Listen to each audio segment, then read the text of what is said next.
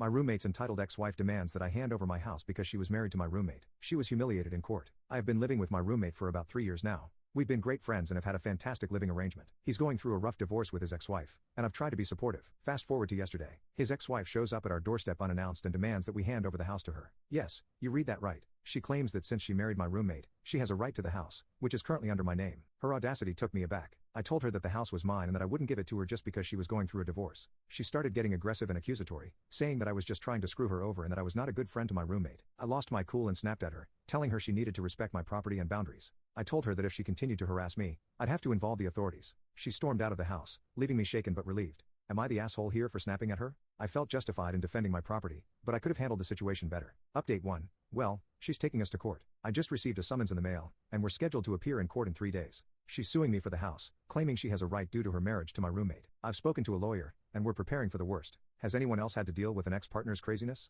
Any advice would be appreciated. Update 2. Court prep is going well, but I'm getting anxious about everything. My lawyer says we have a strong case, but you never know what will happen in court. I've rehearsed my testimony and gathered evidence to prove the house is mine. My roommate is super supportive, but I can tell he's stressed about the whole situation. 2. His ex-wife is just being ridiculous, claiming that she helped with the down payment, which is a total lie, and that she's entitled to half of the property. Update 3. Today's court hearing was a total circus. The ex-wife showed up with her new boyfriend and her lawyer, who seemed like he was straight out of a bad 80s movie. They presented their case, and it was just a bunch of nonsense about how she emotionally supported my roommate during the purchase of the house. The judge seemed skeptical, but you never know. We presented our side, and I think we did a good job of showing that the house is mine. Now, we just have to wait for the judge's decision. Update 4. We won. The judge ruled in our favor, and the ex-wife's claim was dismissed. We're both breathing a huge sigh of relief right now. The judge basically said that the ex-wife had no legal claim to the house and that she was just trying to take advantage of my roommate's good nature. I'm so glad this is over, but I'm also a bit annoyed that we had to go through this ridiculous ordeal in the first place. Update 5. I'm still on cloud 9 after our court victory. My roommate and I celebrated with a nice dinner and a few drinks.